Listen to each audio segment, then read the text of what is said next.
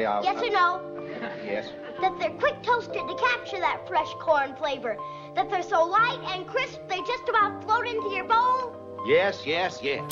Boy, that was a difficult, heartbreaking time and thing to witness, and it was terrifying, and I wasn't sure Clint was gonna make it out, and I... Really? Yeah. He was known as the nicest man in Hollywood, a man who never lost his temper, never raised his voice, always calm and respectful to everyone on set.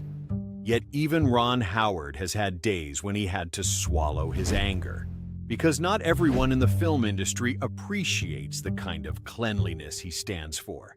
Some are too forceful, some too arrogant, and some legends made him realize that even patience has its limits. In an interview at the age of 71, Howard for the first time revealed a list of 6 stars he would never want to work with again. He didn't say it with bitterness, but with a kind of gentle calm that was almost unsettling the tone of a kind man who had simply endured too much. They all taught me something, he said. It's just that some lessons came at a high price. And now let's take a look behind the scenes of those 6 stories where each lesson was written in sweat silence, and sometimes the quiet pain of the kindest man in Hollywood himself. 1. Marlon Brando. When a legend turned the film set into his own playground, Los Angeles film set, summer 1995. Sunlight bounced off the metal blinds, casting a silver glow on Ron Howard's face as he focused intently on the monitor. The air was unusually still until the door opened. Marlon Brando walked in. No introductions, no greetings, just one glance from him, and the entire crew fell silent. A legend had entered the room, and for Howard, it should have been the best day of his life. Ever since he was the red-haired boy on the Andy Griffith Show, Ron Howard had idolized Brando. To him, Brando was the sacred mountain of acting. The man who had transformed how Hollywood viewed performance itself.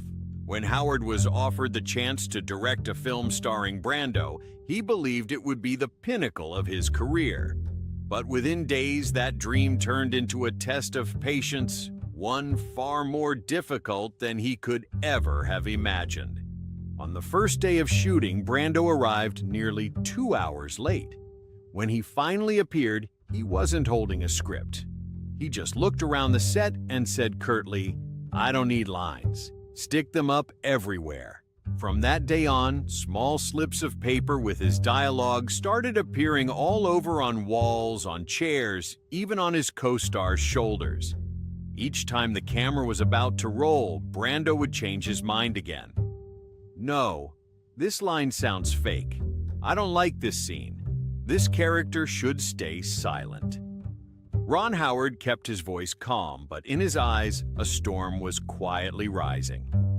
One afternoon during the climax scene, Brando suddenly walked off set. No one dared to speak.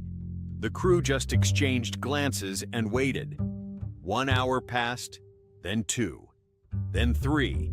Nothing but silence. Howard stayed in his director's chair, gripping his notebook so tightly the cover wrinkled.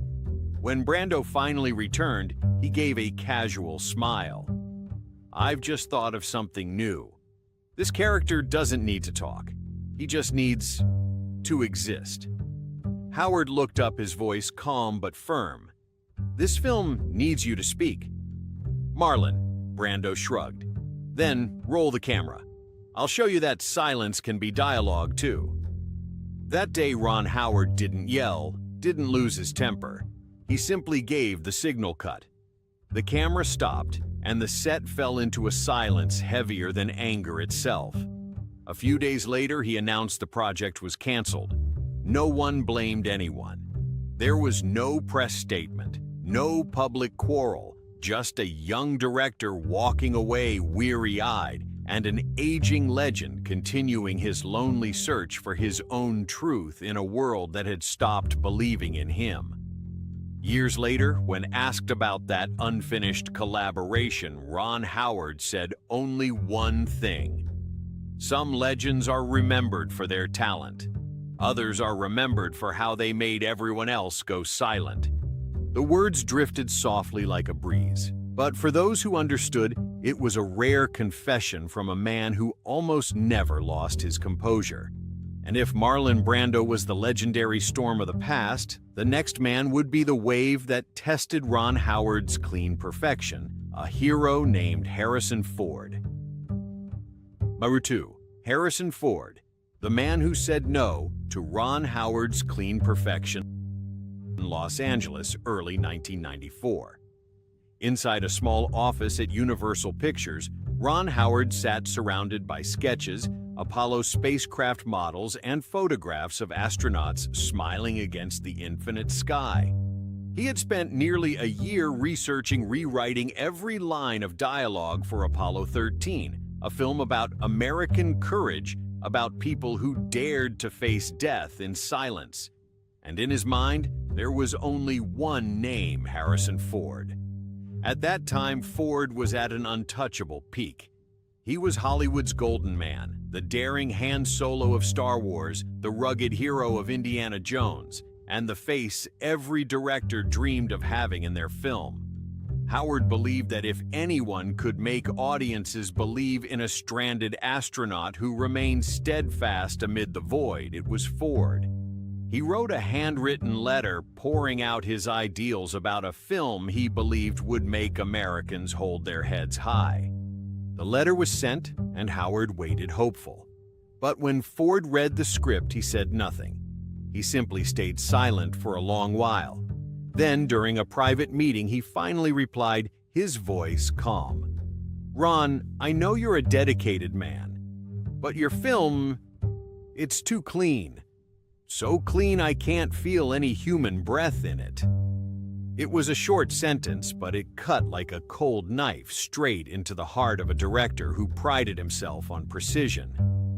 Howard smiled faintly and asked, "So, what do you think I should do to feel that breath?" Ford shrugged his eyes steady. "Let it get dirty a little. Life isn't polished like stainless steel." From that moment, rumors began to swirl in the media. Harrison Ford had turned down Apollo 13, not because of scheduling conflicts, but because Ron Howard was too perfect. Major newspapers echoed Ford's words. Ron makes movies like polished steel, bright, beautiful, but without scratches. Howard never responded.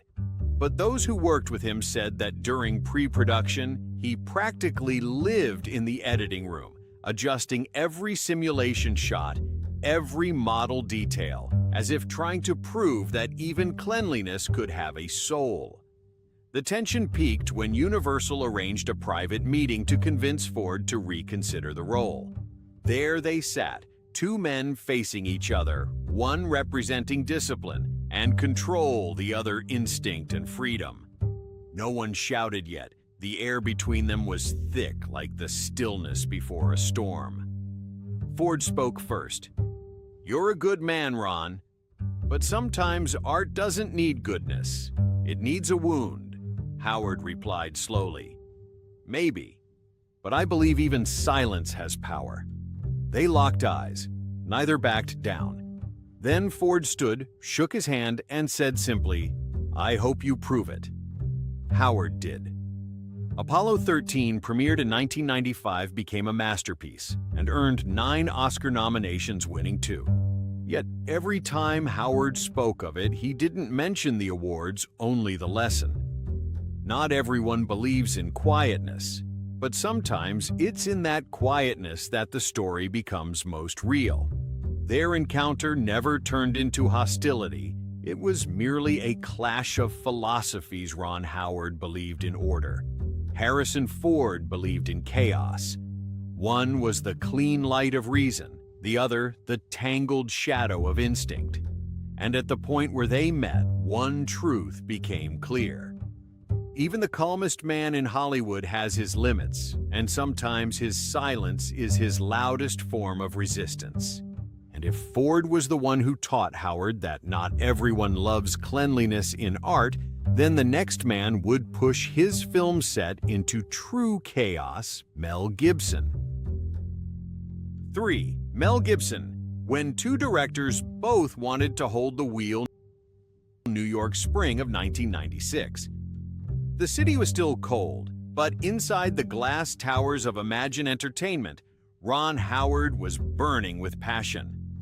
After the tremendous success of Apollo 13, Hollywood called him America's Golden Director, and now he was handed an even greater opportunity to direct Ransom, a high-stakes thriller with a massive budget centered on a desperate father whose son is kidnapped. The man playing that father, Mel Gibson. Gibson had just won 2 Oscars for Braveheart, celebrated worldwide as the greatest warrior on screen. For Ron Howard, working with Mel was a dream. For Mel, it was a chance to prove he wasn't just a brilliant actor, but a filmmaker who knew exactly what he wanted. 2 men, 2 champions entered the same project. And that's when things started to get dangerous. At first, the New York set was full of energy. Mel Gibson arrived early, brewed coffee for the crew, cracked jokes, and created a relaxed atmosphere. Howard was pleased. He even told his assistant, "If things stay this smooth, Ransom will be the easiest film of my life." But he didn't know that this calm was only the dawn before the storm. When the second scene began shooting, Mel Gibson, with the instincts of a director who'd already tasted victory, started offering suggestions. At first, they were minor comments. "This angle's a bit high. That light kills the character's emotion." Howard nodded, smiled, adjusted accordingly. But within days, those comments became requests, and soon they turned into commands. During a crucial scene, Mel suddenly stopped, turned toward Ron, and said in a low, firm voice, "Ron, you're telling the wrong story. This father can't be soft. He has to be ruthless, ready to threaten, ready to do anything." The entire set froze. Silence filled the room. Only the hum of the ceiling fans could be heard. Ron Howard stood still for a few seconds, looked straight at Mel, and replied slowly, "Mel, I understand what you want, but this movie isn't about ruthlessness. It's about loss." 2 men, 2 directing souls locked eyes in silence. One used to commanding, the other believing in restraint. Neither would yield. Neither wanted to lose. A crew member later recalled, "There were no shouts, but the tension was so thick everyone could barely breathe." From that day on, Ron Howard changed the entire shooting schedule. He allowed Mel some freedom to improvise in certain scenes, hoping to ease the tension. But each day on set became a fragile balancing act. One wrong word, and everything could explode. A lighting technician said, once Mel looked at Ron and said, "You direct with your heart, I act with my blood. Let's hope we don't drain each other dry." Howard only smiled, though his eyes looked more tired than usual. When Ransom was finished, the film became a box office sensation, grossing over $300 million and earning widespread praise. Critics called it a perfect fusion of intellect and instinct. But those who were there knew it wasn't fusion. It was a silent tug-of-war between 2 colossal egos. When asked if he'd ever work with Gibson again, Ron Howard simply smiled. "Mel is incredible. It's just, he's so good, he needs to steer his own ship. And me, I'd rather not share the wheel again." And so, while Ransom became a dazzling highlight in both their careers, it ended with a respectful handshake and a wordless silence. One man walked away with calm eyes. The other still burned like fire in the wind. But if Mel Gibson was the storm that forced Ron Howard to keep his hands steady on the wheel, the next one would be a true hurricane, a volatile genius named Russell Crowe. 4. Russell Crowe, The Genius and the Storm. Behind the scenes, Los Angeles, autumn 2000. In a small editing room at Universal, Ron Howard sat silently before the script of A Beautiful Mind. He knew this wasn't just another film, it was the opportunity of a lifetime. a story about intellect madness and faith on the razor's edge between genius and insanity. Howard needed an actor who could erase that line in the audience's mind, someone fierce yet fragile, terrifying yet deeply human. And there was only one name he trusted completely: Russell Crowe. Crowe had just stepped out of the blazing glory of Gladiator, hailed as the strongest man in the world. He carried with him a raw, primal energy and eyes that always shimmered with defiance. For Howard, known for patience and discipline, Crowe was a gamble. But it was one he was willing to take because he believed only a fire like Crowe's could breathe life into John Nash, a genius lost inside the labyrinth of his own mind. From the very first day on set, Ron Howard realized he wasn't working with an actor, he was working with a storm. Crowe arrived with a script covered in scribbles, hundreds of notes about emotion psychology and the rhythm of breathing. He asked Howard to play Bach before every take to awaken Nash's flow of thought. He rejected soft lighting because John Nash was never bathed in warmth. He even avoided small talk with co-stars, fearing that a single joke could pull him out of the madness he needed to inhabit. "Russell doesn't act," said one assistant. "He lives inside the scene, and if you stand too close, you'll feel afraid. Truly afraid." Howard, by contrast, stayed calm. He watched, adjusted, and guided in silence. To him, a director wasn't someone who controlled, but someone who kept the crew from being swept away by the storm. The breaking point came during a grueling 10-hour shoot in an old Princeton classroom. The scene required Nash, after years of delusion, to finally face his own hallucinations. It demanded emotions sharp as glass, but Crowe wasn't satisfied. He performed again and again, sweat soaking through his shirt, eyes bloodshot, until suddenly he slammed his hand on the desk. "Don't cut, I don't feel it yet. You're making me safe. Ron, and art is not safe." The set froze. The camera kept rolling. Howard lifted his head, his gaze calm and steady. He walked up to Crowe, placed a hand on his shoulder, and said softly, "You just said exactly why I chose you for this role." That line was a bridge between two worlds, reason and instinct. Crowe nodded slightly, then acted again. This time, every breath, every glance was pure truth. The scene later became the soul of the entire film, but the price of that masterpiece was high.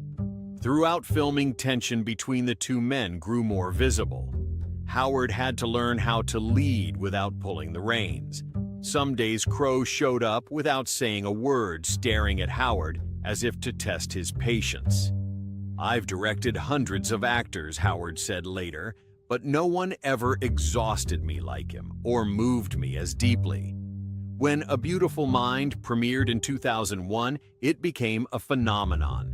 Audiences wept in theaters, critics praised it endlessly, and Howard and Crowe stood together on stage to receive 4 Oscars, including Best Picture and Best Director. In front of the cameras, they smiled and shook hands. But everyone knew those smiles had been bought with sleepless nights and dozens of near explosions behind the scenes. When asked if he'd ever work with Crowe again, Howard simply shook his head and smiled wearily.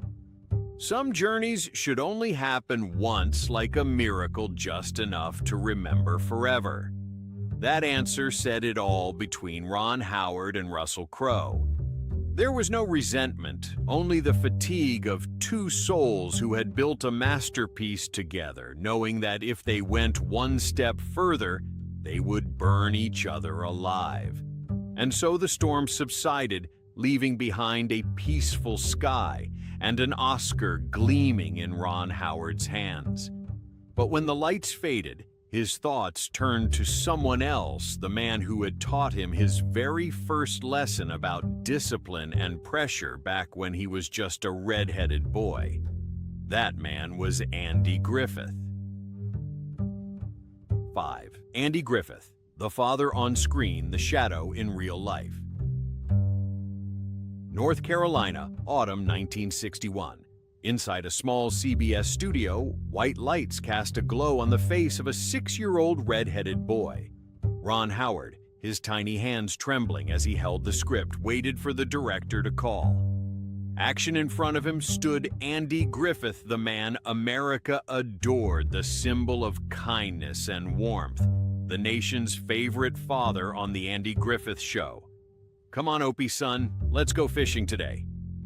Griffith's voice was so gentle that the entire set seemed to soften.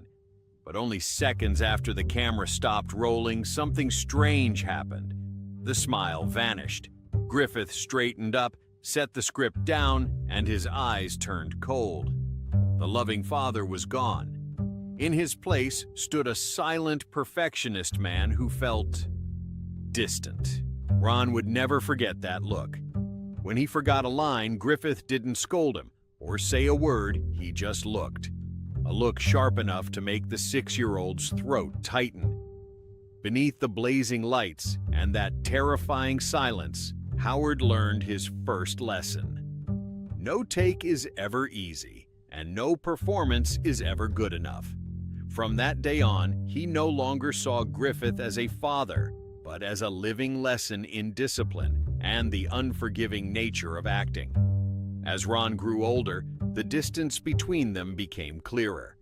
Griffith still cared for him, but in the cold, detached way of a teacher. Whenever Howard tried to ask about acting, he would only say briefly, "Just be real. Everything else is fake." A piece of advice both simple and haunting. In the following years, The Andy Griffith Show became a national treasure, but behind the scenes, the air grew heavy. Griffith, burdened by fame, became tense and irritable. The young Ron learned to stay quiet. It was said that he could tell Griffith's mood just by the sound of his footsteps. If the steps were steady, he was in a good mood. If they were quick, you'd better stay out of his way. When the show ended in 1968, they shook hands. No hug, no farewell words. Ron walked out of the studio carrying a quiet sadness, the kind that comes when a child suddenly realizes his father is no longer just a father, but a man with shadows of his own. Decades later, in an interview when asked about his on-screen father, Howard smiled faintly, his voice calm and reflective as if speaking to himself. "He taught me that if you can't be the kindest person, then at least be the most professional." It was the first and perhaps the most important lesson of Ron Howard's life, to work with sincerity, not sentiment. From the trembling boy before the camera, he had become the calmest man in Hollywood, the one who could stay composed amid the storms of fame. And from that lesson, Ron Howard also came to understand something else in the world of entertainment. The light never shines on just one side. Sometimes the person once standing in the center of the spotlight can be cast into the shadows of his own stage.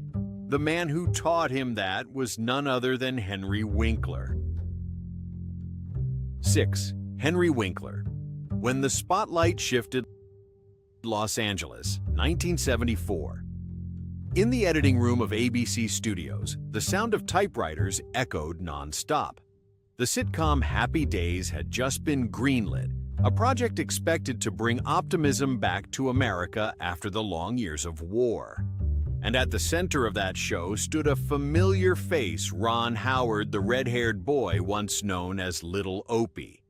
For Ron, Happy Days was a golden chance to escape the image of a child actor and prove that he could stand as a mature performer. He played Richie Cunningham, the all-American boy next door, kind, polite, and warm-hearted. But only a few episodes and the audience's attention began drifting towards someone else, Henry Winkler, as Fonzie, the leather-jacketed rebel with slick hair, a half-smile, and a confidence that bordered on arrogance. Fonzie didn't appear much, but every time he entered the frame, the crowd erupted. His fingers snap, his nod, they became symbols. Kids wore leather jackets to imitate him. Adults called him the coolest man in America. And on set, Ron Howard, who was meant to be the soul of the show, started to realize that the spotlight was slowly shifting away. One of the writers recalled, "Every time we got a new script, Ron would flip through it quickly. If a scene had Fonzie, he'd go quiet. If it was just Richie, he'd nod. But when Fonzie showed up at the end, Ron would smile faintly, close the script, and say, 'This one's gonna be a hit.'" No one said it aloud, but everyone could feel the bitterness hidden behind his calm tone. The breaking point came when ABC proposed renaming the show Fonzie's Happy Days. It was a direct blow to Ron's pride. He didn't get angry or argue, he simply went to the producers and said quietly, "If you change the name, I'll leave. I don't want to fight my friend for the light, but I won't stay in the shadows forever." The network didn't change the title, but Ron knew his time was over. After the 7th season, he left the show in silence. No scandal, no harsh words. Just one line for his colleagues. "Fonzie is a phenomenon. I'm glad I was here to see it. Now I'm going to find my own stage." Leaving Happy Days. Ron Howard took a new path directing. He started with small films and slowly rose to become one of Hollywood's most respected filmmakers. Years later, Henry Winkler admitted on a talk show Ron was never jealous. He just chose to create his own spotlight. And he did. They remained friends, occasionally sending each other simple birthday messages. But between them, there was always a thin pane of glass. Not distance, but respect. Winkler understood when Ron walked away, he taught the world what true professionalism meant. And so the actor, once overshadowed by another's glow, became the man behind the camera, the one holding the light for all of Hollywood. A reminder that in the noisy world of fame, sometimes the most enduring way to shine is to take one step back. Hollywood has thousands of stars, but only one Ron Howard, a man so calm that even his silence could make an entire film set hold its breath. 6 people once pushed him to his limits. 6 lessons transformed him from a red-haired boy into a director respected around the world.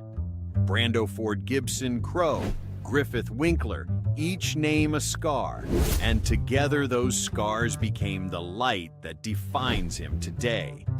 Without noise, without the need to prove anything, Ron Howard showed Hollywood that sometimes the most powerful way to shine is to stay calm in the middle of the storm. If you too believe that behind every bright light lies an untold story, then like, share, and subscribe to join us as we uncover the secrets behind the legends.